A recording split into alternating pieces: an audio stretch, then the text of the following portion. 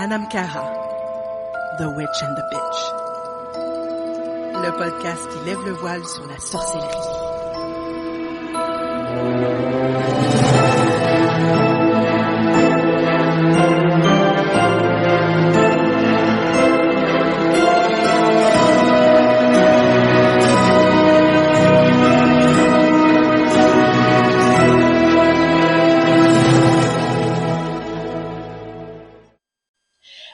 Question. Est-ce que tu crois aux fantômes et maisons hantées, tout ça?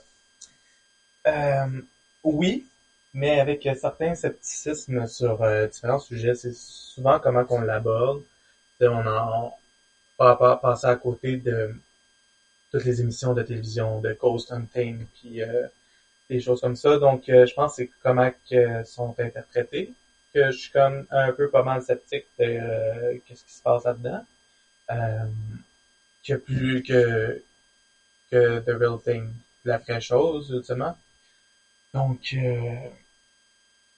oui, je crois aux fantômes. Je crois que les maisons peuvent être hantées par des entités qui ont peut-être pas compris ce qu'il fallait faire, ou qui sont pas bien guidées, ou qui sont ils ont des choses encore à régler, notamment.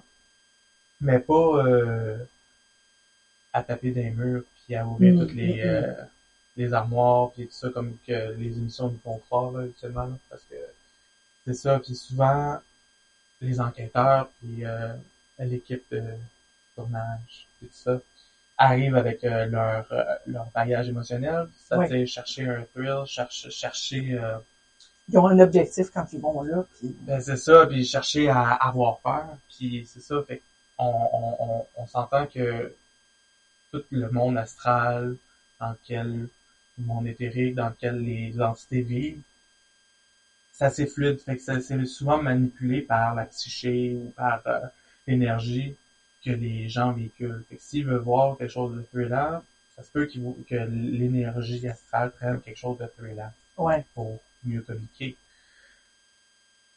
Donc, c'est ça. Ultimement, dans la vraie vie, si je peux dire, les enquêtes comme ça, c'est beaucoup moins palpitant, beaucoup plus long, exact. Beaucoup plus boring, parce que moins dans le flafla puis le sensationnalisme. C'est ça, parce que encore une fois, les personnes qui vont investiguer vont utiliser leur perception sensorielle, comme la clairvoyance, la clairaudience ou la clairsentience. Puis à la caméra, ben ils vont pas être capables de voir ce que la personne voit avec ces perceptions-là. Donc, ouais. Fait que, est-ce que je crois aux fantômes puis aux maisons hantées? Oui. Est-ce que je crois ce qui montre dans les émissions de télévision? Non. Ben, je partage un peu ton opinion là-dessus parce que, aussi par expérience personnelle, je crois en tout ce qui est fantômes, entités, esprit, orbe et tout ça. Maintenant, comme je disais, c'est quand même une émission de télé ou un film, whatever. Mais parlons, mettons, des émissions de télé, les investigateurs et tout ça. Faut qu'à la fin, ils fassent la pièce. Ben, c'est ça. Faut que les gens reviennent pour la deuxième épisode puis la troisième. Exact. Ouais. Fait qu'il faut qu'il y ait au moins une petite affaire à montrer. Tu sais, c'est là où moi je suis partagée dans le sens que oui, je vais être prête à croire. Je suis super sceptique, moi je suis vraiment sceptique. Mais je suis prête à croire quelque chose, puis étant clairsentiente, ben il y a des affaires que je peux ressentir. Si la personne me parle de son expérience, je peux aller toucher, on dit clairsentience, mais ça peut être empathe aussi, là. Je peux aller sentir et avoir un feeling de ce que cette personne-là a vécu, tu sais, par rapport à ça. De toute façon, on le voit un peu aussi quand les gens mentent puis font un peu de sensationnalisme ou qui viennent d'écouter une émission puis tu sais très bien que c'est de cette émission-là qui ont eu leur inspiration. Donc, c'est ça. Oui, j'y crois, mais pas, comme tu dis, ce qu'on voit de sensationnalisme à la télé, là, tu sais. Et je sais pertinemment, mais ça, on va plus en parler quand on va faire notre podcast spécifiquement sur le sujet cinéma, télé, livre, etc. Je pense que parfois même, plus souvent qu'autrement, c'est scripté leur affaire. Puis de toute façon, il y a plein de controverses là, qui sont sorties dans la dernière année concernant justement ces shows-là. Fait qu'on en reparlera, mais oui. Puis les maisons hantées,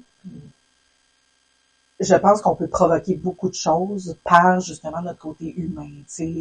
L'être humain va provoquer des boules énergétiques par son quotidien. T'sais. Si, par exemple, dans une famille, les parents n'arrêtent pas de se chicaner, ça génère des énergies négatives. De même que quand on décide de rénover une maison, on brasse des affaires qui font en sorte que si la maison n'était pas activement hantée avant, avec le brassage d'énergie qu'on fait, là, il y a des énergies qui se dégagent, qui sont libérées. Puis à ce moment-là, oui, tu peux avoir des sensations de lourdeur, des sensations d'être regardé, observé, mais je croirais pas tout de suite comme ça tes tuyaux qui font du bruit, que c'est un fantôme ou quoi que ce soit. Non, c'est des tuyaux de la maison de travail. L'humain est capable d'inventer et de se faire peur lui-même. Exactement. Si je veux croire que les tuyaux qui font du bruit parce que le changement de température, ça fait faire du bruit aux tuyaux, que pour moi c'est un fantôme, ben là je vais penser qu'il y a vraiment un fantôme, whatever. Ou la pile de linge sale sur votre linge sur le bord du lit. Tombe, whatever, c'est ça, là, ou comme ça prend une forme mystérieuse d'un homme qui me regarde au pied du lit, ben non, c'est juste votre linge sale. Exact. Oui, puis l'œil humain, quand il est dans la nuit, surtout, hein, parce qu'on n'a pas des yeux de chat, on voit pas, puis même les chats voient bien dans le noir, mais des fois, ils hallucinent aussi. Mais l'œil humain, parce qu'on a une imagination très fertile, même si on veut pas, n'importe qui, des fois, va faire « Qu'est-ce que c'est ça? » Puis là, l'œil va s'habituer, puis on va faire « Ah, ok, c'est juste ma robe de chambre. » Encore une fois, par expérience personnelle, des ombres noires, ce genre de choses-là, c'est un autre feeling. Non, on le sait. C'est ça. Fait que ne soyons pas crédules et ne croyons pas tout ce qu'on voit et qu'on entend à la télé. C'est encore questionner. Se questionner. Se questionner, puis questionner le monde qui nous entoure. Exactement. Mais c'est ça. Développer un esprit critique, là. Un esprit critique. Oui, exactement. Tantôt, t'as utilisé le terme astral. Je sais que tu donnes le cours sur la projection astrale. Oui. Peux-tu nous en parler un peu? C'est quoi? Est-ce qu'on devrait faire ça? Ouais, j'aime beaucoup mieux le terme projection astrale que le terme plus courant qu'on entend, voyage astral, parce que en fait, on veut faire ça, on veut essayer de faire ça consciemment, dans le fond. Un concept, en fait, on en fait toutes des projections astrales quand on dort, on rêve, le monde des rêves, ultimement, c'est un peu le field, le champ astral qu'on voyage dedans, qu'on se projette dedans. Ouais. Donc, je vous dirais que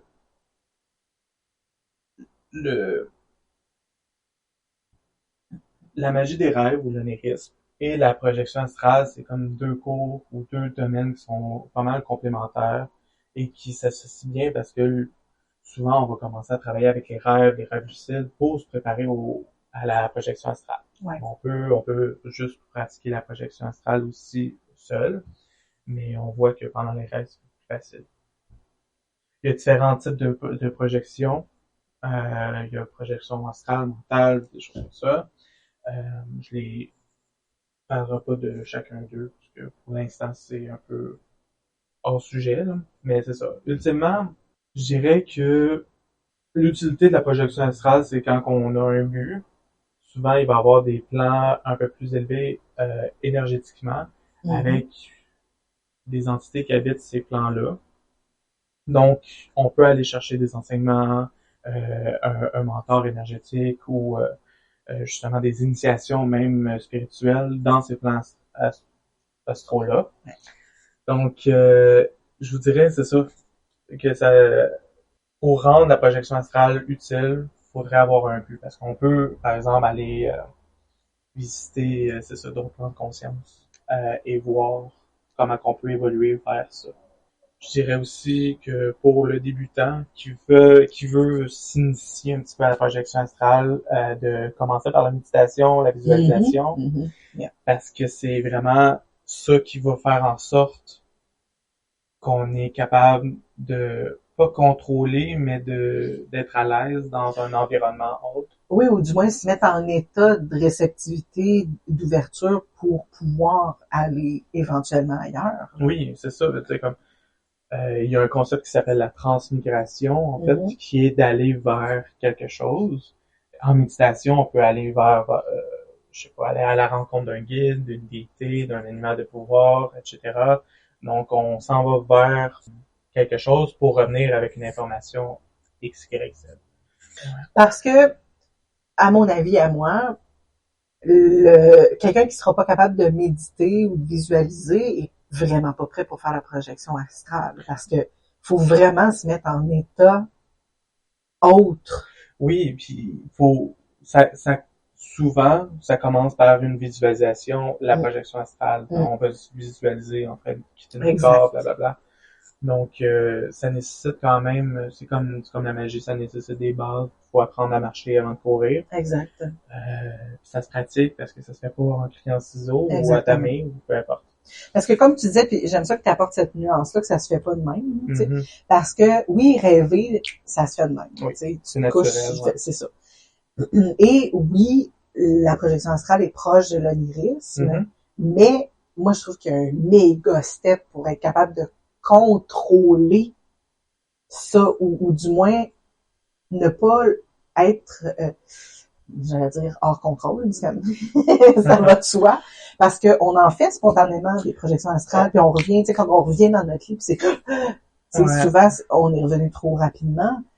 Est-ce que tu crois qu'il y a des dangers? Est-ce que tu crois que tout le monde devrait faire la projection astrale?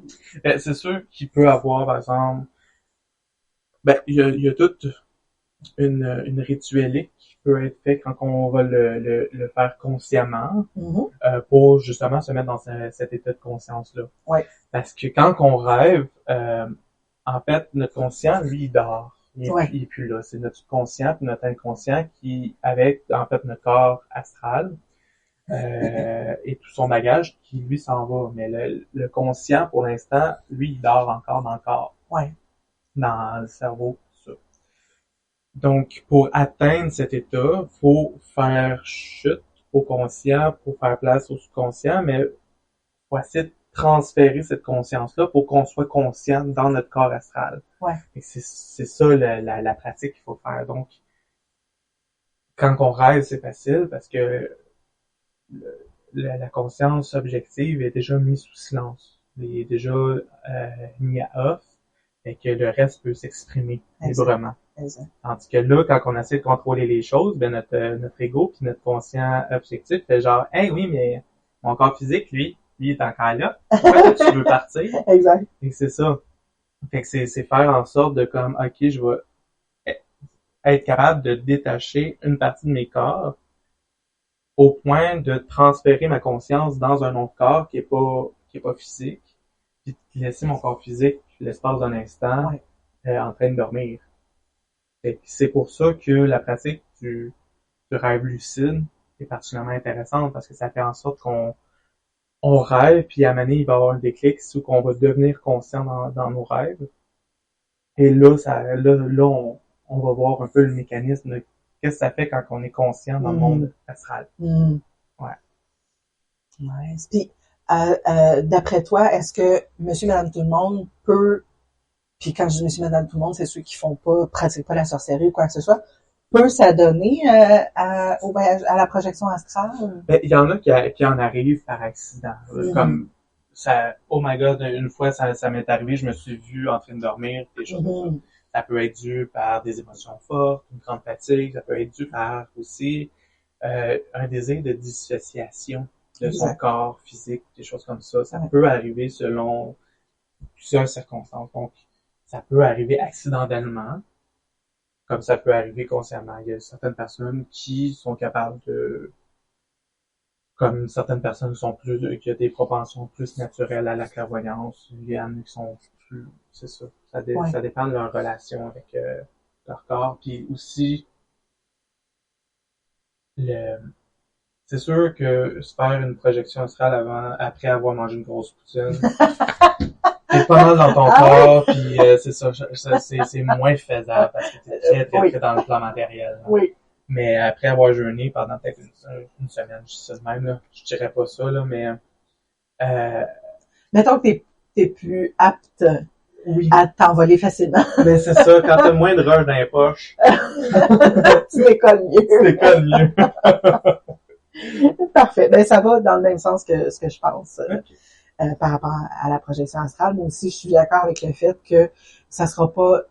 Oui, monsieur, madame, tout le monde peut le faire, mais il y a une pratique. Tu sais, je veux dire, monsieur, madame, tout le monde peut être un plongeur olympien, mais peut-être pas demain matin. Tu sais, je me réveille pas en me disant demain, je gagne la médaille d'or. Non. Je vais peut-être avoir d'autres choses à faire avant. Tu sais. Apprendre à nager si on ne sait pas nager, de un. Mais comme tu disais tantôt, il faut apprendre à marcher avant de savoir courir. Ouais. T'sais. Donc, effectivement.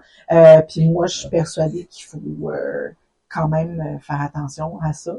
Parce que quand t'es pas prêt, même si tu penses que t'es prêt, assure-toi que t'as bien toutes les cartes dans ton jeu. Ben, c'est sinon... ça, parce qu'on peut aussi bien faire des rêves que des cauchemars, justement. Exactement. Voilà.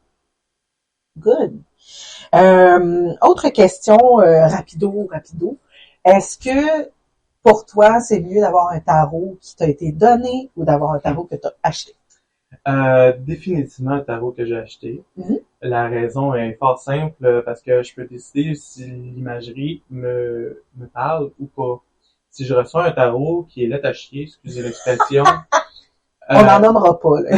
Non, mais pour moi, qui me parle absolument pas, mais que c'est quand même quelqu'un qui me l'a offert, ben, je serais moins tenté de l'utiliser. Quand je tournerais une carte, je serais comme, ça me dit absolument rien. C'est juste, je sais pas qu'est-ce que ça veut dire. Puis, ouais, c'est ça.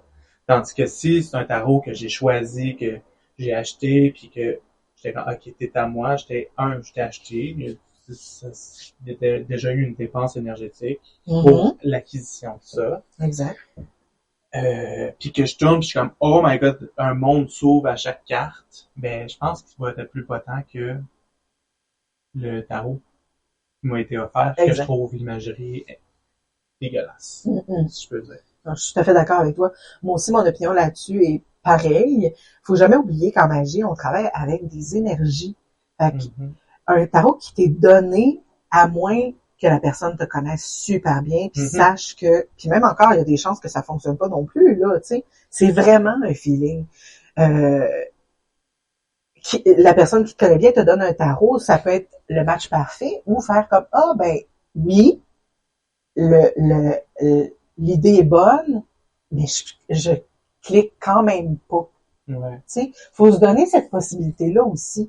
Parce que c'est toujours agréable de recevoir des cadeaux, là, tu sais, puis même quand les personnes nous connaissent super bien, mais ça peut aussi être un oups, peut-être pas celui-là.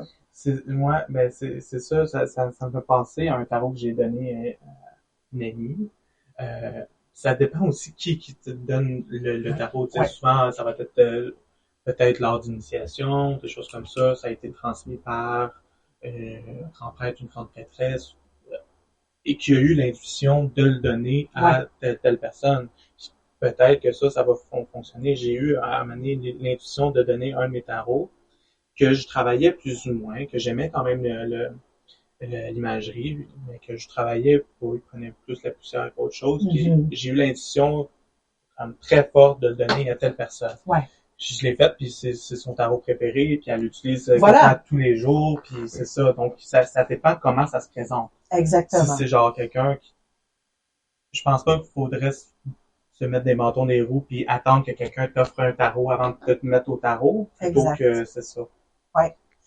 Exemple, le tarot de la sorcière que tu m'as donné. Oui. Que j'ai tout de suite flashé. Ben, j'avais vu les images avant, mais t'étais là, t'étais à l'écoute, puis t'étais comme, tiens. Moi, j'étais comme, non! Mais, c'est un tarot super parlant. Ce qui est intéressant dans cette situation-là, c'est que c'est le genre de tarot que je me serais acheté. Ouais. Tu sais?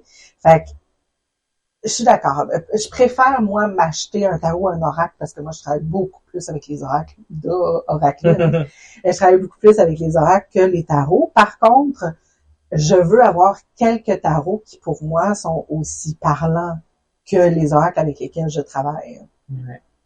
Donc, puis oui, l'imagerie peut être super intéressante, mais à un autre niveau qu'un niveau de lecture de tarot. Ouais. Un niveau qui est pas nécessairement mystique, mais beaucoup plus esthétique. Oui, c'est ça. Si les images sont belles, vous pouvez les accrocher au mur, puis les utiliser Exactement. comme art, là, comme Exactement. Exemple, moi j'adore Jasmine Beckett Griffith, ouais. Puis j'adore l'imagerie, mais aucun ou à peu près des oracles ou des tarots que j'ai de elle, je peux travailler mystiquement avec elle. Puis je dis pas qu'elle est pas bonne puis que c'est pas mystique son affaire. C'est juste que pour moi, ce sont des articles qui sont esthétiquement très parlants plus que mystiquement parlants. Ouais. Fait qu'encore là, si vous avez les sous, vous pouvez vous acheter des trucs qui vont vous stimuler votre imagination. C'est un petit côté magique aussi. Mais en même temps, pour faire vos travaux mystiques, forcez-vous pas à utiliser un tarot qui vous a été donné si vous ne raisonnez pas avec. Tu sais. Puis la majorité des gens vont commencer leur tarot, leur expérience tarotique. On va dire que c'est un mot. Avec le tarot de Marseille, par exemple, ou le Rider-Waite, qui sont des tarots très traditionnels. Oui. Et moi, je dis pas qu'ils sont pas beaux, mais moi, ils me parlent pas pantoute. C'est ça. Si on prend le tarot de Marseille avec les arcanes mineurs, c'est comme 2 courbes, 3 bâtons. Exact. C'est ça. Qui veut absolument rien dire. C'est ça. C'est ça. Ils sont hyper traditionnels, là. C'est pas mauvais, mais c'est traditionnel. Ouais. Autre sujet rapido, comme aussi rapide qu'on peut l'être. Une autre idée peut-être préconçue qu'on a par rapport aux pendules, par exemple. Oui. Est-ce que toi, t'es de la tradition qui veut... T'es-tu team, je dis à mon pendule son oui ou non, ou t'es du team, je laisse mon pendule me donner son oui et son non? Je suis de l'avis de je laisse mon pendule me dire c'est quoi son oui, son non. Exact. Chaque pendule est différent, même chaque pierre, des choses comme ça. Puis, bon, je vais faire ma bitch, mais mettez pas votre pendule au-dessus de votre paume de main. Oh, Lord. Ça crée une polarité puis ça me fait bouger du Ben, surtout que c'est parce que vous êtes juste en train de regarder mettons, chaque fois que vous avez dans la paume de main. Fait que ça fait juste suivre une ligne énergétique. Donc, c'est ça fait rien. Mais, c'est ça.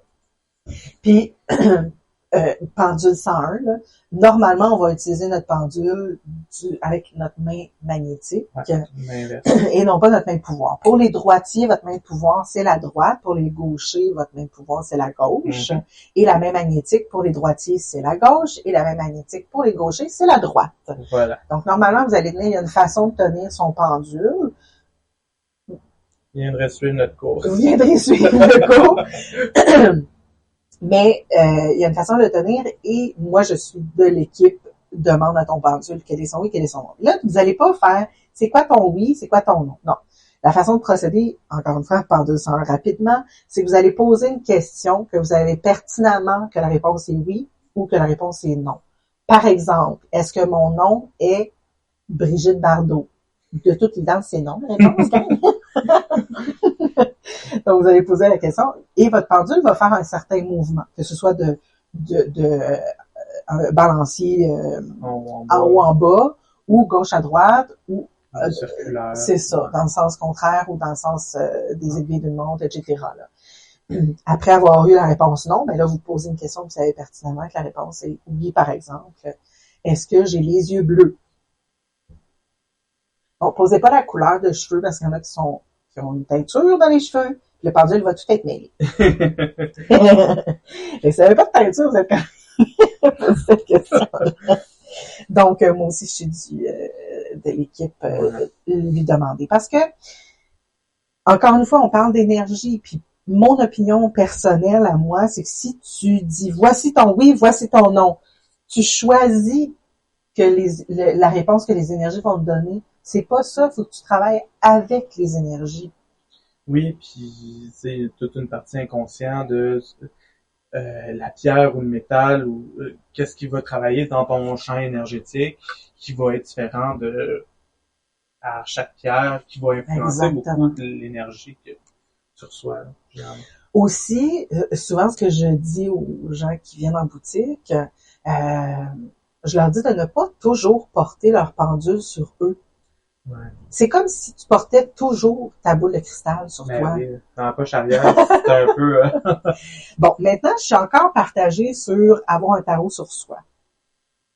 Parce que j'ai rarement toujours un tarot sur moi, mais ça m'arrive de traîner mon tarot. Moi aussi, parce que je voyage beaucoup entre chez moi à la job, dans mon local, et des trucs comme ça. Fait que j'ai mon tarot sur moi parce que faut que je le transporte, que je risque de tirer mon tarot. Oui.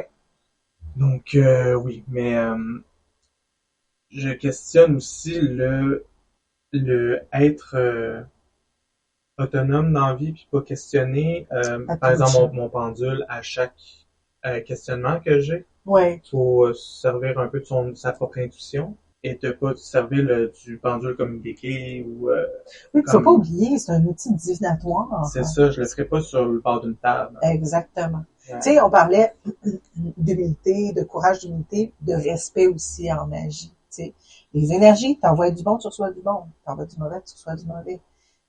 Moi, je trouve que de toujours avoir son pendule sur soi, de un, c'est de le mettre dans le chemin d'énergies qui peuvent potentiellement être négatives. Oui, puis il faut accumuler l'énergie que tu portes à tous les jours aussi. Exactement. Fait que, tu sais, moi, je réserve les outils divinatoires pour une séance de divination. Oui. Quand je sais que je vais avoir peut-être une lecture ou que je vais peut-être rencontrer des gens qui sont intéressés par le tarot, je vais peut-être mettre un tarot dans mon sac. Mm-hmm. Tu sais, si je l'utilise pas, à la fin de la journée, je l'enlève de mon sac. Tu sais, je vais pas le traîner tout le temps dans mon sac parce qu'encore une fois, il va ramasser certaines énergies que je veux pas nécessairement qu'il garde. Ceci dit, si vous êtes quelqu'un qui avait vraiment besoin de toujours traîner votre tarot, c'est un peu le principe de la béquille. C'est pas nécessairement idéal. Je vais parler du tarot ici, pas du pendule, parce que moi, le pendule, il faut qu'il soit nettoyé régulièrement. C'est une pierre ou un matériel qui prend les énergies. Anyway. Pas que le tarot le fait pas, mais pour moi, c'est une autre catégorie. Au moins, si on sait qu'on doit le traîner tous les jours, ayez une méthode de purification puis de consécration plus rapide, disons, que la grande consécration. Donc, nettoyer puis recharger. Parce qu'il y en a qui font des lectures, c'est ça leur métier. Ils font des lectures, un client après l'autre. Il y a des méthodes de purification rapides. C'est ça, justement, on purifie en chaque client. Exactement. Ouais. Voilà. Ça, c'était mon opinion là-dessus. Un autre truc qu'on voulait toucher, le fait de est-ce qu'on doit absolument être initié pour pratiquer ou faire partie d'un coven pour pratiquer ou quels sont les pour et les contre de un et l'autre. Je sais pas si tu veux commencer. Vas-y. Okay. Donc, au niveau d'être initié ou pas. La réponse rapide, je vais essayer d'être rapide. Pour moi, la réponse rapide, c'est que t'es pas obligé d'être initié pour pratiquer la sorcellerie. Par contre, comme dans toute bonne chose, plus tu montes en niveau, à mon opinion, à moi, plus tu montes en niveau, plus le besoin d'être initié et d'avoir comme un saut d'approbation, pour moi, c'est important. J'ai eu la chance d'avoir été initiée prêtresse et autre prêtresse. Ceci dit, ça fait pas en sorte que je suis meilleure que la personne qui est pas initiée, là. Je suis pas meilleure que personne. Puis personne n'est meilleur que personne, à mon opinion.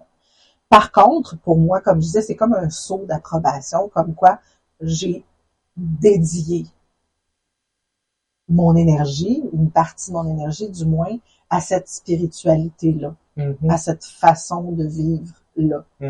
Ça revient au respect que je parlais tantôt. Pour moi, c'est respecter cette spiritualité-là qui est en connexion directe avec le divin, puis qui est une ligne de plus en plus clean ou efficace vers le divin.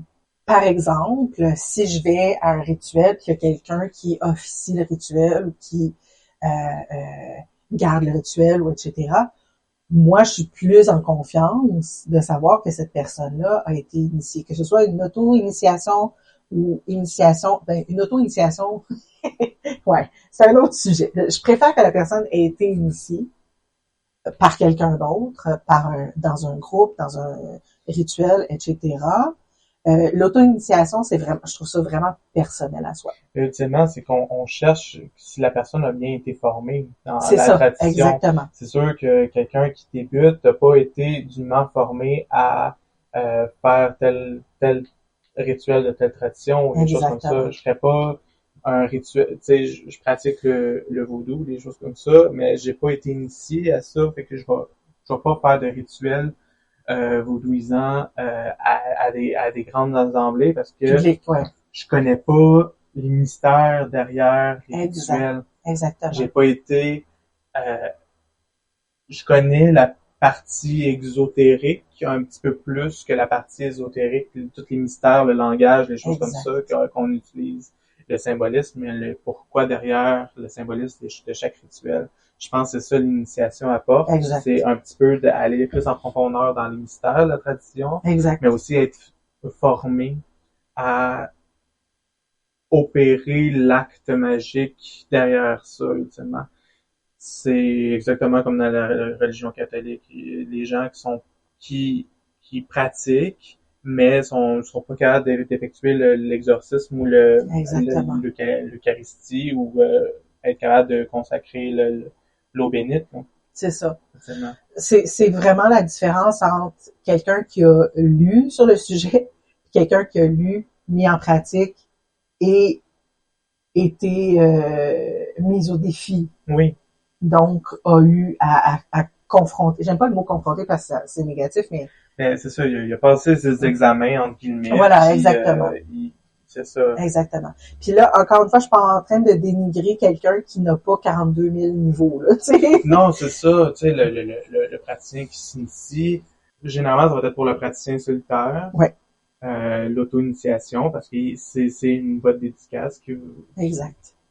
C'est ça. Donc, quand il va vouloir pratiquer en rituel, en grand groupe, ben là, il va trouver un groupe, mais je pense pas qu'il va être capable d'initier d'autres personnes, là, c'est sûr. Mm-mm. Fait que j'en déduis que ton opinion là-dessus, c'est... Ultimement, que l'initiation pour les rituels en groupe, des choses comme ça, est intéressante et nécessaire pour souvent perpétuer la tradition. Exact. Parce que c'est lui qui va, le grand prêtre ou la grande prêtresse va être le détenteur des secrets de la tradition et il va jouer un rôle d'enseignant. Exact. Des guides, de mentors et même de guérisseurs. Là. Puis ultimement, comme tu disais au début, c'est que toi non plus, tu penses pas que de ne pas être initié fait pas en sorte que tu peux pas pratiquer. Non, c'est ça. On peut pratiquer sans être initié, mais c'est ça. L'initiation, en gros, c'est vraiment le commencement d'une nouvelle, un nouveau voyage, un nouveau développement. Exact. C'est un point de départ. Le départ d'un nouveau palier. Voilà. Tout à fait. Maintenant, au niveau du coven, on n'est pas obligé de faire partie d'un coven pour pratiquer. Ce qui est bien dans un coven, puis mini parenthèse ici, là, le coven durera jamais plus que 3 à 5 ans. Souvent, c'est une question d'ego, c'est une question de la charte est peut-être pas assez vaste pour répondre aux besoins de toutes les personnes qui sont dans un coven, etc., etc. Il y a beaucoup de gens qui préfèrent être praticiens solitaires, puis il y en a qui veulent faire partie d'un coven parce qu'ils ont besoin de voir comment d'autres personnes le font, d'avoir une guidance. On parlait tantôt de personnes initiées, d'avoir une guidance de quelqu'un qui est peut-être plus avancé dans leur pratique pour non seulement avoir en pratique qu'est-ce qu'ils ont lu dans leur livre, mais aussi de voir justement la façon de faire, d'avoir des conseils sur comment mieux le faire ou le faire de façon plus efficace ou plus connectée, etc. Fait que non, on n'est pas obligé d'être dans un coven pour être une vraie sorcière ou un vrai sorcier. Ouais. Puis je pense que pour qu'un coven survive, ça sera pas non plus quelqu'un qui est pas initié et qui a juste lu 3 livres qui va partir un coven. Non, c'est ça, parce que ultimement, un coven va être se démarrer par un grand prêtre Mhm. et une grande prêtresse, si on prend la tradition wiccan, Ouais. qui va être comme le papa et la maman Exact. du couvent. Puis après ça, il va avoir comme les rituels pour centrer le compte, puis des choses comme ça, créer une entité, puis et tralala. Ouais. Donc non, c'est ça, c'est pas qui veut créer un couvent, qui peut créer un couvent, parce que ultimement ça prend beaucoup de dédicace puis de connaissances sur comment créer un couvent. Déjà. Exactement. C'est pas juste un cercle de pratique. Voilà. C'est qu'on fait de la magie juste pour faire de la magie. Il y a une structure, Voilà. puis c'est ça. Il y a vraiment une différence entre ça, parce qu'il y a beaucoup de gens qui vont mélanger couvent puis cercle de sorciers-sorcières. Un couvent, comme tu dis, il y a une charte, il y a des règles. J'aime pas le mot règle parce que c'est comme rigide, mais il y a certaines règles à suivre au sein du couvent. Des règles et des lois, ultimement. Là. Exactement. C'est vraiment une organisation. Là, exactement. Tandis que le cercle, c'est vraiment, on se réunit pour pratiquer, puis ça va être souvent beaucoup plus éclectique. Ouais. On va aller toucher à plein d'affaires. On n'ira peut-être pas aussi en profondeur que si c'était dans un couvent avec une tradition et une lignée et une charte préétablie, tu sais. Mm-hmm. Donc, c'est un peu ça la différence. Fait que peut-être qu'au début, les gens qui se cherchent un couvent, cherchaient peut-être plus un cercle de praticiens. Souvent, les covents vont être un peu plus fermés, ouais. selon il y a un nombre maximum à atteindre, des choses comme ça. Fait que commencer dans un cercle de praticiens, puis vous allez faire des contacts, des rencontres. Exact. On cherche quelqu'un pour notre couvent ou des trucs comme ça. Donc, ça va plus fonctionner. Ça dépend aussi de la tradition qu'on veut aller. Il y a des covents, il y a des groves, bosquets, je pense en français. Il y a aussi des cercles de praticiens, mais il y a aussi des loges, donc, il y a beaucoup de choses à explorer selon la tradition qu'on veut, là. Donc, moi, c'est ça. Toi non plus, t'es pas d'accord avec le fait que pour pratiquer, il faut être dans un couvent? Non, je pense que ça fait partie aussi du tempérament du praticien. Ouais. Moi, par exemple, je suis une personne un peu plus introvertie, fait que j'ai une pratique beaucoup plus solitaire. Et des fois, c'est que j'ai besoin d'aller chercher des réponses avec d'autres personnes, fait que je vais essayer plus pratiquer avec une autre personne mais en grand groupe, je suis peut-être moins à l'aise. Plus réservé. Plus réservé. C'est ça.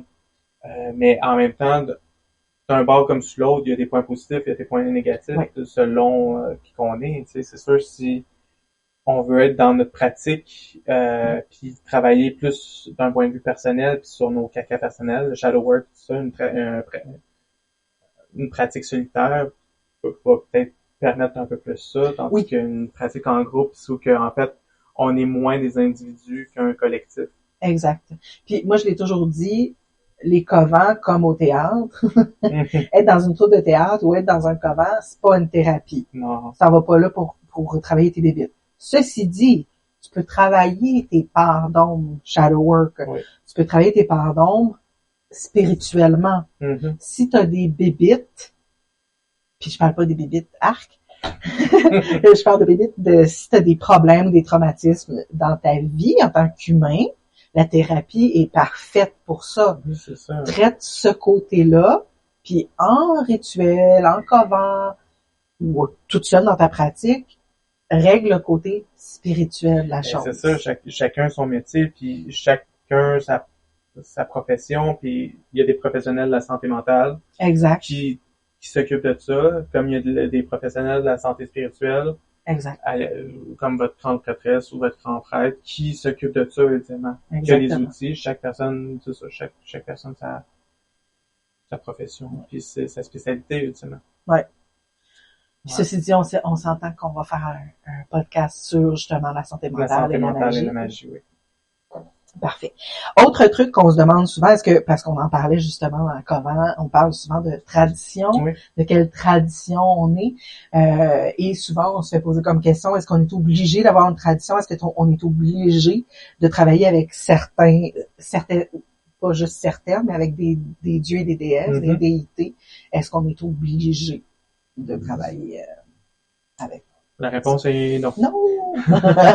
Mais ultimement, Tout à fait d'accord. ultimement, ça dépend encore une fois de vos intérêts.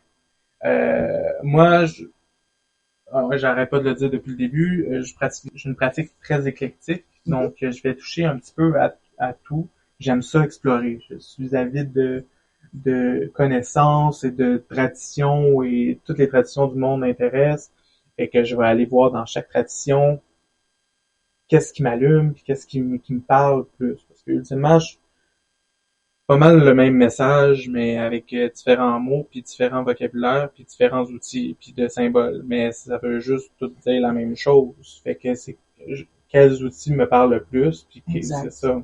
Fait que je vais toucher à plusieurs traditions, puis que j'ai plus d'affinité avec certaines traditions que d'autres, certaines déités que d'autres, certaines pratiques que d'autres. Par exemple, mettons, pour moi, le sacrifice animal, c'est pas quelque chose que je ferais parce que je serais pas capable de tuer un animal. Fait que cette partie-là d'une tradition qui, par exemple, comme le vaudou très traditionnel en Haïti, des choses comme ça, il y en a, c'est pas quelque chose que je vais participer, mais toute la majorité du reste qui me parle, ça, c'est quelque chose que je pratique, là, comment servir les lois, des choses comme ça, puis c'est aussi mettre ses limites dans qu'est-ce qu'on est capable d'accepter. Ça. Donc, non, c'est pas nécessaire d'avoir une tradition. C'est sûr que on peut commencer avec une tradition, voir c'est quoi qui nous parle, puis commencer avec une porte d'entrée. Souvent, la Wicca, c'est comme la porte d'entrée vers le côté de la magie, puis des trucs comme ça, parce que ça a bien été vulgarisé. C'est encore assez récent dans l'histoire pour qu'il y ait le hype, ça. Oui. Et si on pense à la magie kinétique, ou hellénique, ou le Norse, la magie nordique, ça, ben là, c'est ça, il y a différentes traditions, même la Kabbale, tradition plus rosicrucienne, des trucs. Donc, ouais. Exactement. Je suis de ton avis, pas obligé non plus d'être spécifiquement dans une seule et unique, ou même une tradition en question, ou de travailler avec des dieux et déesses. Je connais beaucoup de gens qui aiment pas ça, travailler avec des dieux et déesses, parce que c'est pas un concept auquel ils adhèrent. Maintenant, aussi au niveau des traditions, moi je suis un petit peu plus, dans mon éclectisme, je suis un petit peu plus restreinte, dans le sens que c'est pas toutes les traditions qui m'intéressent. Mm-hmm. Je sais pertinemment qu'il y a certaines traditions que je laisse de côté parce que ça ne m'intéresse pas. Aussi. Puis j'ai peu de traditions que je veux suivre à 100%. Je suis pas quelqu'un qui est comme, pour certaines choses dans la vie, oui, que je suis comme totale et trop intense dans une chose. Je suis pas quelqu'un qui va tout prendre à 100%. Il y a toujours des trucs que je fais, ça je trippe moins, ou ça je suis, d'où le fait que je suis plus éclectique que je l'ai été dans le passé. Et aussi le fait de vouloir travailler dans une certaine tradition, parce qu'il y en a qui font, non, moi j'aimerais ça d'en aller dans telle tradition. Ça prend encore une fois une dédicace, ça prend OK, tu veux travailler avec cette tradition-là, donc tu vas y aller à fond. Mm-hmm. Peut-être que tu vas faire, non, finalement c'est pas pour moi, ou oui, ça c'est bon, alors là c'est là que tu te transformes en plus éclectique. Ouais. En ce qui a trait aux dieux et déesses, non, on n'est pas obligé de travailler avec eux. Moi personnellement, je vois les dieux et déesses comme des archétypes, comme des puits inépuisables d'énergie. Pas de là à en abuser, là, mais je veux dire, si je veux travailler par exemple avec un rituel amoureux, je vais pas faire, je veux que tel gars soit en amour avec moi, là, ça c'est autre chose. On va en parler plus tard. On a tous déjà voulu faire ça. Yes, indeed. Déjà que c'est un gars-là. Je pourrais vous donner des noms de gars, mais je vais garder ça pour moi. Moi aussi.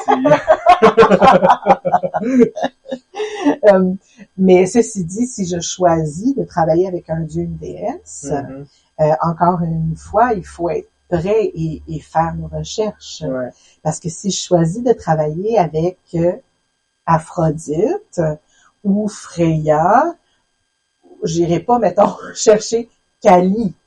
Hein? Mm-hmm. Même si elle traite de relationnel un peu, mais c'est peut-être pas dans cette ligne-là que je veux aller. Non, c'est ça. Tu sais, je vais faire mes recherches, c'est ça. Si je veux vraiment aller dans un amour qui est sensuel, sexuel, voluptueux, c'est clair qu'Aphrodite est toute désignée. Et si je veux, par exemple, plus, je dis pas qu'Aphrodite est limitée à ça, mais on s'entend qu'on va aller vers quelque chose qui va de soi. Mm-hmm. Plus que je vais aller chercher, mettons, je sais pas moi, Athéna. Ouais. Ouais. J'irai pas travailler avec Dionysos pour l'amour Ouais. et la fidélité. Non.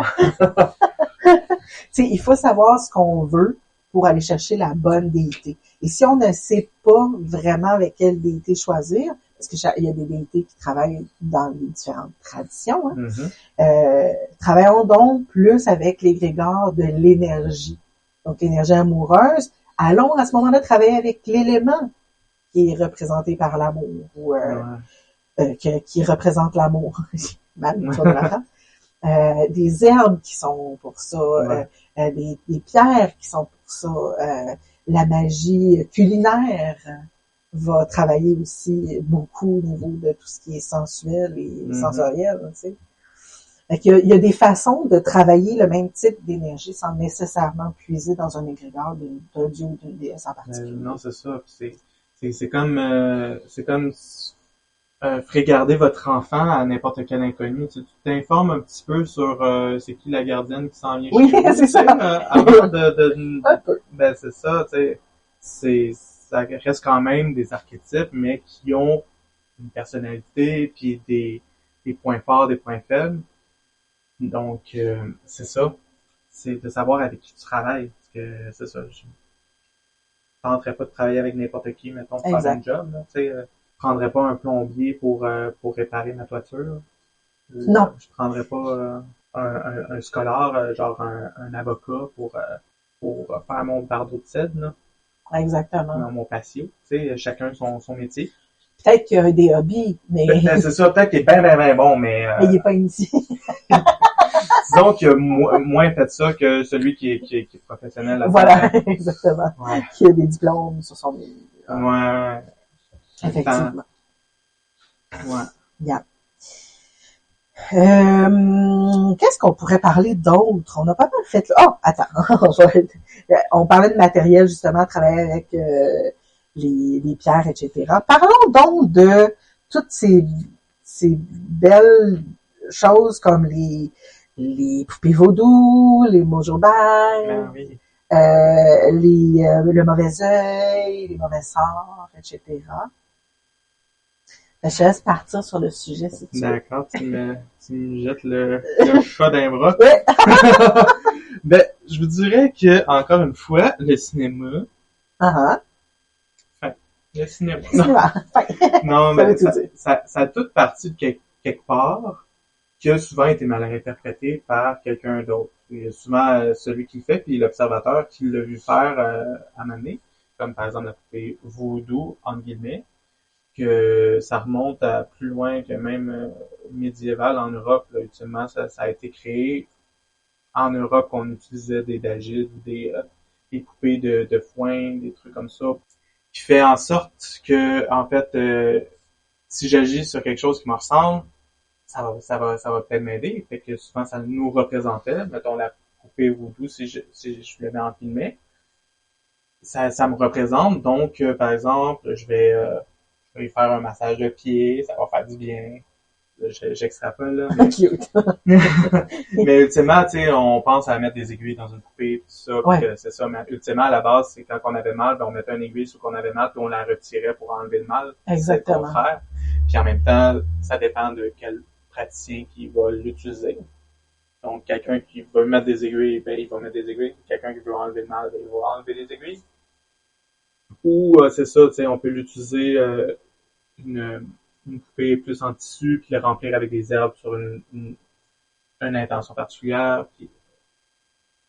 Puis dans le fond, je dis souvent, c'est beaucoup plus facile de prendre soin de quelqu'un d'autre que de prendre soin de soi. Oui. Fait que en prenant soin de la poupée qui nous représente, ben, comme par effet miroir, on se fait du bien aussi en même temps. Effectivement. Donc, c'est plus facile à visualiser, donner de l'énergie à quelque chose qui nous représente, qui a été chargé par notre énergie. Donc, par effet miroir, on se fait du bien puis on nous charge en même temps. Ouais. Donc, voilà pour la poupée voodoo. Pas mal ça. Ouais, je suis d'accord avec toi totalement. Là. C'est la même ligne de pensée que j'ai moi aussi. C'est le cinéma qui a encore une fois un peu déformé la réelle mission, vocation de la poupée, la d'Agide ou la poupée vaudou, si on veut l'appeler vaudou, là. Voodoo, peu importe. Et j'aime beaucoup le fait que tu aies parlé justement de c'est difficile de prendre soin de soi des fois, de prendre soin de quelque chose d'autre qui nous représente, qui est à notre image, ou qui est un focus qui est hors de soi. On peut tellement être off avec soi-même, le pire ennemi, de prendre quelque chose. Puis moi, il y a un petit côté je parlais tantôt de l'enfant intérieur. La poupée, pour moi, fait référence aussi à l'enfant en soi.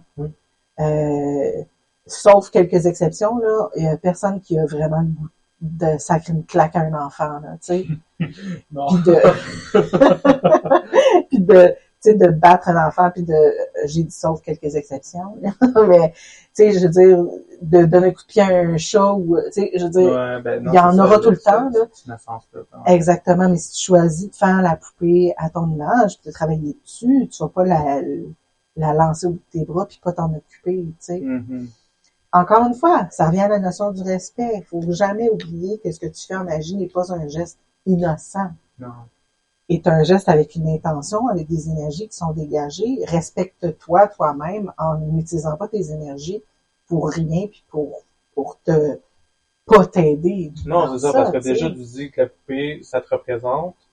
Ton subconscient, lui, a enregistré ça. Fait que tout ce que tu vas faire de bien, utilement, ou de mal, ben, ton subconscient va faire, ben, c'est ça que tu penses de toi, ben, on va faire ça pour que ça devienne vrai. Exactement.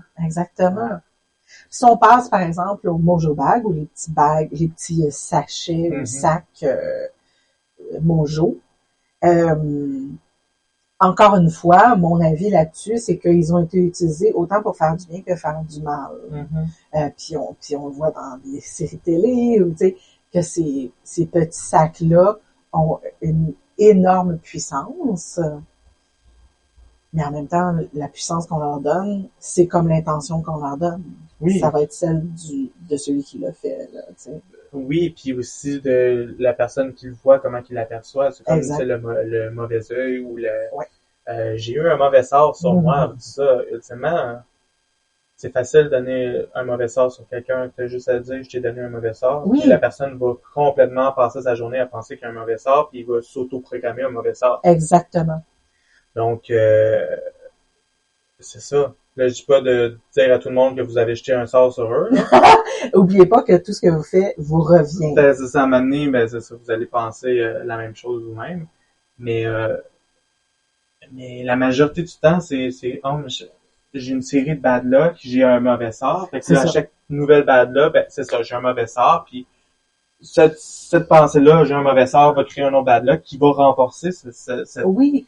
Bon, on disait au début que l'être humain crée des égrégores, crée des bulles énergétiques. Fait que si on passe notre temps à nous répéter qu'on a un mauvais sort, ou qu'on est des pas bons, ou qu'on est... Moi, j'arrête pas de dire aux gens qui disent « Hey, je suis conne ». Non, jugement nuisible. C'est ça. Pour n'importe autre chose, je dis souvent jugement nuisible quand on s'envoie des propres choses. Sauf que cordonnier mal chaussé, parce que moi-même, des fois, j'ai tendance à dire ça, puis j'essaye de me dire moi-même jugement nuisible. J'efface ces gens-là. Mais c'est ça, tu sais, on dit... Mais t'as raison en disant que quand tu dis « Oh mon Dieu, moi, j'ai un mauvais sort, donc j'ai un mauvais sort », on se programme. C'est ça, puis chaque petite bad-là, ben, ça, c'est à cause du mauvais sort. Puis, c'est ça. Là, c'est ça, on se programme. On dit que 95%, plus de 95%, c'est nous-mêmes qui créons notre propre sort. Exactement. Moins de 5%, c'est des vrais sorts. Parce que c'est ça. Puis même dans les vrais sorts, ben, on a quand même un aura et un système énergétique qui fait en sorte qu'on filtre et purifie ce qui arrive de méchant. Ouais. Et que c'est ça. Puis tu sais, on n'est pas en train de dire que c'est pas épeurant d'avoir plein de choses, de mauvaises choses qui se passent, toutes d'une traite et tout ça. Mais faut pas oublier que dans la vie, on fait des choix. Oui. Des fois, les choix nous reviennent. Puis on peut se questionner 42 millions de jours en se disant, oui, mais il me semble que je mérite pas ça. Personne mérite du mauvais.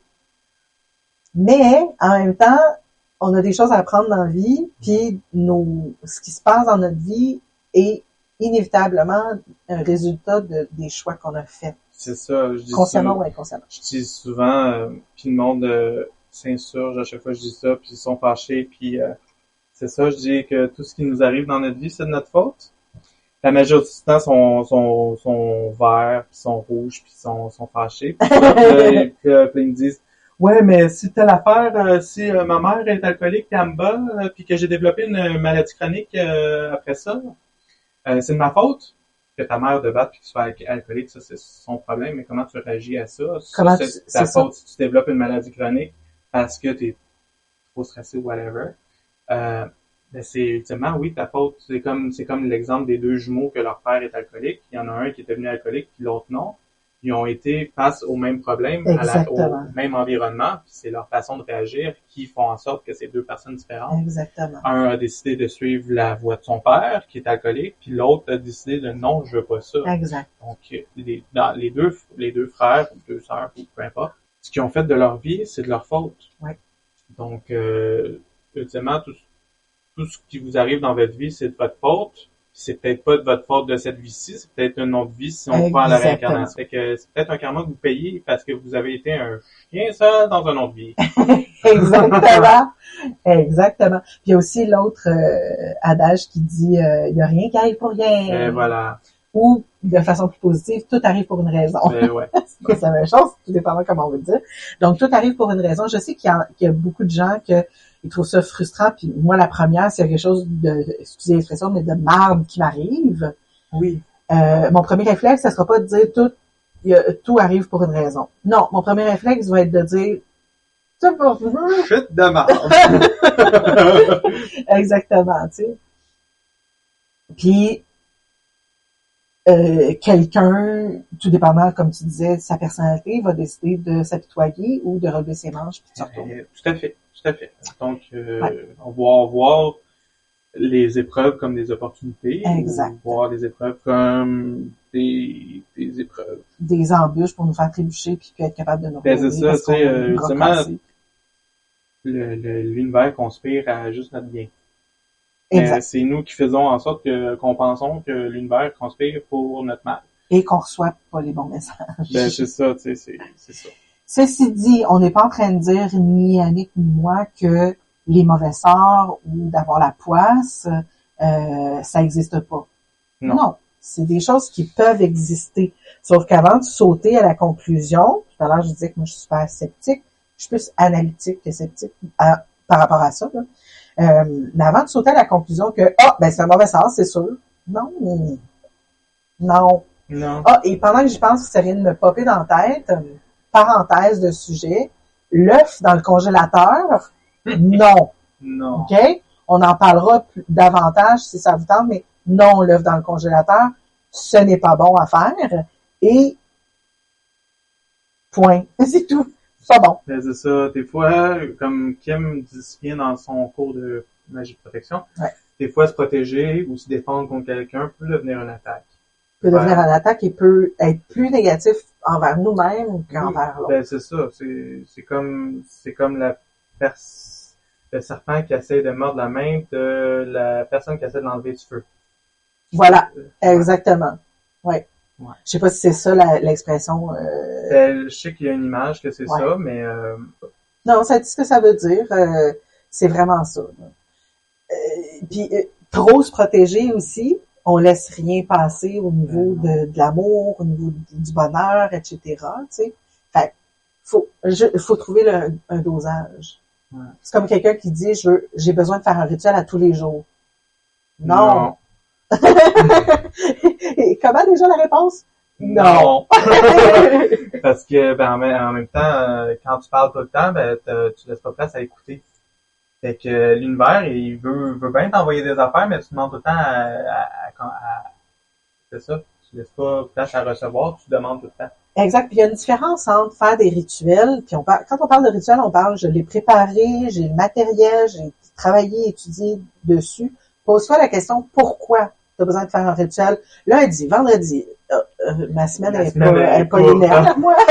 Yeah! Lundi, vendredi, mardi, jeudi. Lundi, mardi, mercredi, jeudi, vendredi, samedi, dimanche, je me repose. Voilà. Pose-toi la question pourquoi. OK, si c'est un rituel qui dure 7 jours, fine. Oui. Sauf que la semaine d'après, elle recommence pas la même affaire ou un autre rituel qui dure une semaine. Jamais je croirais, personne va me faire croire qu'ils ont besoin de faire des rituels à tous les jours. C'est comme aussi l'espèce de phénomène. Ah, mais je veux faire un rituel pour l'amour, la protection, l'argent, la sérénité, des choses comme ça. Souvent, mélanger un peu toutes les demandes, ça fait des résultats un peu flous aussi. Oui. Tu sais, je veux l'amour et de l'argent en même temps. Ça se peut qu'il y ait quelqu'un qui vienne dans votre vie puis qui vous aime juste pour votre cash. Ou l'inverse, là, qui perd quelqu'un juste pour son cash. C'est ça, ou que vous découvrez une passion pour l'argent, fait que vous vous mettez à faire de la loterie puis tout ça, tu sais. Ouais. Mélangez pas les demandes. Exactement. Puis encore une fois, comme on disait, il faut se questionner sur le pourquoi j'ai besoin de faire un rituel. Ce qui fait en sorte que si vous avez 3 sujets, parce que ça se peut que tu aies besoin de faire un rituel pour l'argent, un rituel pour l'amour, un rituel pour la protection. Sauf que présentement, aujourd'hui, quel est le sujet le plus important pour toi? Est-ce que c'est l'amour? Fine. Focus sur l'amour. Mais c'est ça. Est-ce que c'est l'argent parce que t'es dépensière comme moi? et que ou tu veux être moins dépensière ou peu importe, est-ce que c'est ça ta préoccupation principale en ce moment? Alors focus là-dessus et mets de l'énergie là-dessus. Ben, c'est ça, c'est comme essayer d'atteindre une cible avec 6 flèches en même temps. Exact. Tu peux qu'il n'y en ait aucune qui atteigne la cible. Exactement. Si t'as plus de chances d'atteindre une cible si t'as une flèche. Exactement. Ouais. Exactement. Fait que non, on n'est pas, moi je suggère pas qu'on fasse des rituels tous les jours. Il y a une nuance à avoir avec tous les jours, je fais un petit tirage pour voir comment ma journée va aller. Oui, mais ça c'est correct à mon avis, honnêtement, parce que on fait juste tâter le pouls. Ben, on tâte le pouls, mais en même temps, ça l'aide à ignorer notre intuition. Voilà.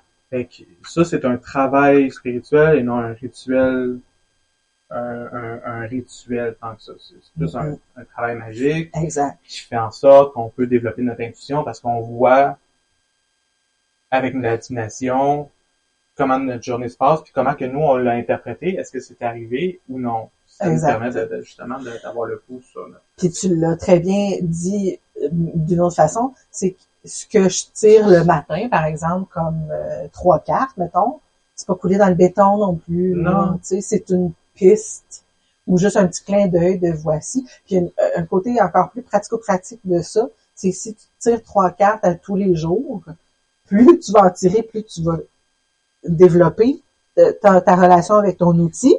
Puis plus tu vas prendre tes cartes rapidement. Ben, c'est ça. Puis en même temps, ça développe la discipline, ça développe la volonté, puis tous des beaux outils dans une pratique magique qui peut être nécessaire. Oui, exactement. Donc, tout à fait. Exactement. Dernière petite chose, peut-être, c'est à moins que tu aies d'autres sujets par la suite. Est-ce que, ça c'est les gens souvent ils me demandent ça, est-ce qu'on ne devrait jamais souffler nos chandelles pour les états gras?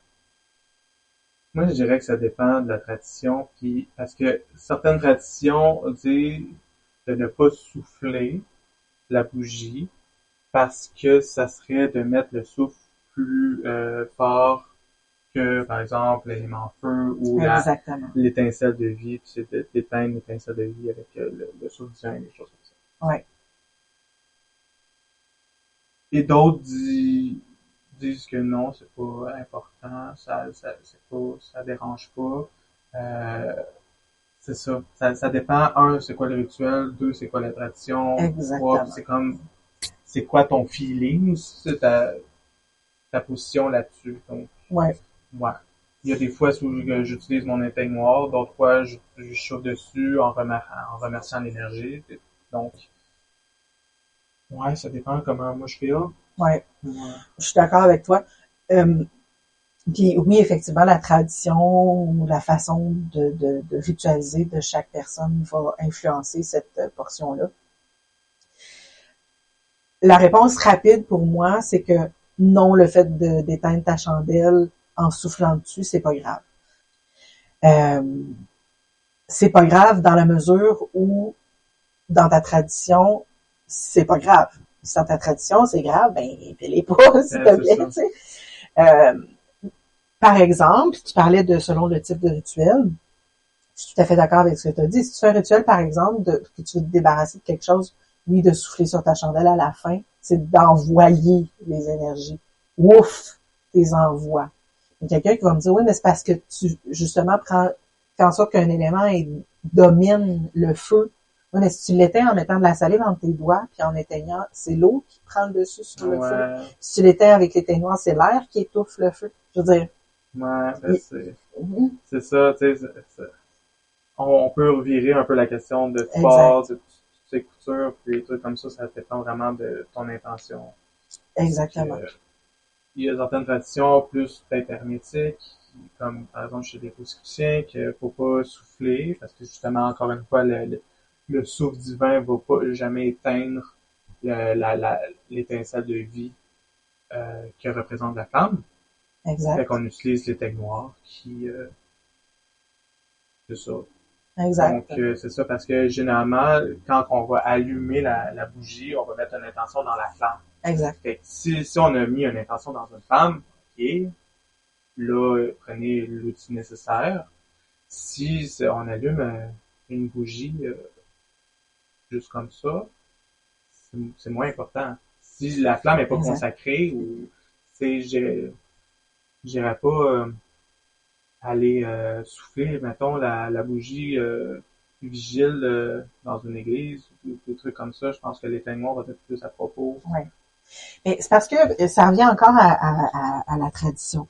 Parce que comme je disais tout à l'heure, quand tu souffles, si tu fais un rituel de débarrasser ou d'en renvoyer quelque chose, etc., de souffler sur la bougie va être tout à fait adéquat. De prendre l'éteignoir pour éteindre, si tu veux que l'énergie demeure, tu vas l'éteindre avec l'éteignoir parce que tu veux que l'énergie demeure. Tu fais juste fermer le feu pour que l'énergie demeure en place. Tu demandes à l'énergie de demeurer, ou etc., pendant une période de X, Y, Z, tu sais. Fait que oui, la tradition est là-dessus est importante. Si on n'a pas de tradition, qu'on est éclectique, on y va, encore une fois, au feeling. Au feeling. Puis, c'est ça. Sinon, laissez-la donc toute brûler, ta bougie. Exactement. Sauf que t'auras pas à l'éteindre.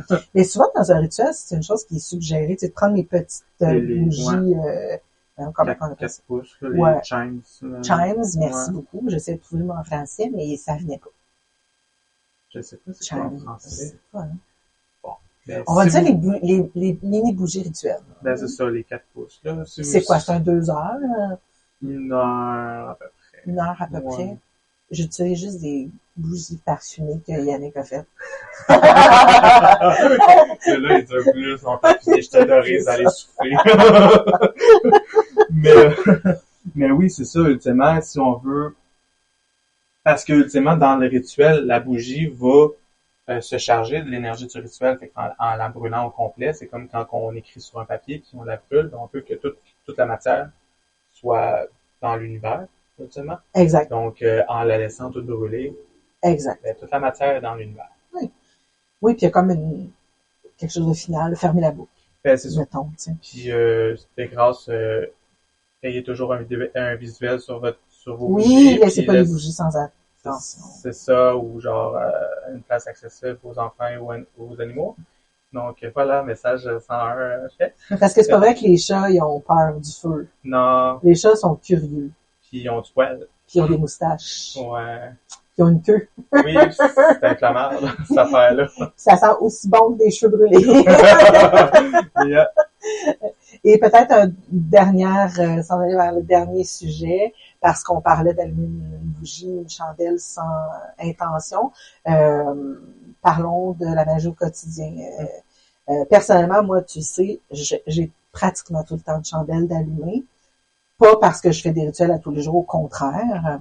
Mais pour moi, allumer une chandelle, c'est automatiquement d'allumer ma petite chaufferette au cœur. Mm-hmm. Dans le sens que il y a quelque chose de chaleureux, il y a quelque chose d'invitant, il y a quelque chose de méditatif aussi là-dedans. Ça sent bon quand c'est Yannick qui fait les chandelles. Oraclum, bientôt, et Herbal Emporium. Mais oui, pour moi, je pense que la magie au quotidien, et tout peut être teinté de magie. Puis là, quand je dis la magie au quotidien, je parle pas de faire un rituel à tous les jours, on en a parlé. Mais la magie au quotidien, l'art culinaire, tu sais, de mettre une intention dans ce que tu fais, la bouffe que tu prépares, de mettre de l'amour ou du bonheur dans ce que tu prépares, de choisir certains ingrédients plutôt que d'autres, de mettre un vaporisateur qui sent bon avec une certaine énergie sur ton lit ou tes draps propres ou sur toi-même. Puis le choix de tes vêtements, le choix des matières de tes vêtements, les couleurs, le décor que tu as chez vous, on va en parler, ça, dans un podcast, là, le look, puis l'esthétisme en magie. Ouais, le look, le décor, l'esthétisme et tout ça, qui sont aussi importants, puis des gestes très faciles pour les gens qui font, moi, des rituels, je veux pas en faire.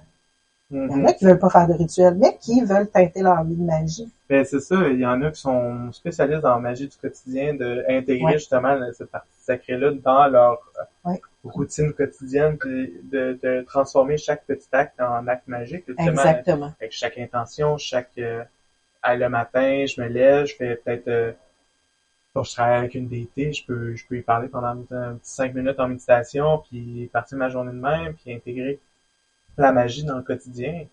Pas obligé de faire un rituel de 3 heures. Surtout pas le matin. Ben, ça dépend, là. Ça dépend du rituel, parce que c'est ça. Pas tous les matins. Non, mais ouais. On l'a dit, pas tous les matins faire des rituels, non. Non, c'est ça. Les grands rituels devraient marquer des événements marquants, puis sirène. De marquer souvent des événements marquants. On va le faire, c'est ça, une nouvelle lune, pleine lune, les sabbats, des choses comme ça. Donc, on va avoir prévu telle date parce que ça se fait pas, ce sont en criant en famille, faire des rituels. Exactement. Fait que oui, c'est possible, la magie au quotidien. Et il y aura un podcast là-dessus éventuellement. Ben oui. Ça a fait le tour, je pense. Il y a sûrement plein de choses qu'on a oublié de parler. Ben, c'est ça. Si jamais vous avez des idées ou des suggestions ou des questions sur vous avez peut-être pas abordé ça, ben, toujours laisser ça dans les commentaires. Exact. Et faire un podcast là-dessus. Exactement. Puis, voilà. Donc, bientôt, très, très bientôt, il va y avoir, vous êtes déjà dessus, la page Facebook de Madame Cara. Oui. Et vous pouvez toujours aller sur le site internet de Yannick, Herbal Emporium. Et très, très bientôt, Oraclum. Tout devrait être prêt. Je croise les doigts, je touche les doigts pour le 31 octobre. Yes. Yeah! Merci Yannick d'avoir passé du temps de qualité encore une fois avec moi, qu'on n'arrête plus de parler jamais parce que la caméra va être fermée. Et le son va être fermé, mais on va continuer à parler, c'est clair. Oui, c'est ça. On n'est pas parti.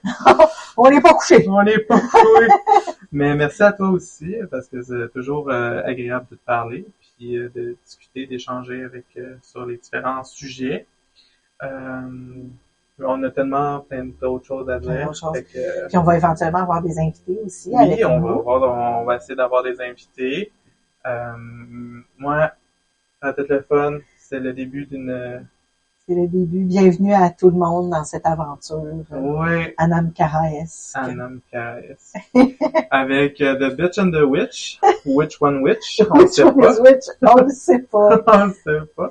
Comme on dit souvent en magie, blessed be. Et j'invite pas de nous poser des questions, commentaires et énergie positive. Bien entendu. Voilà, les trolls seront trollés. Les trolls seront contrôlés. Merci tout le monde. Merci. Bye.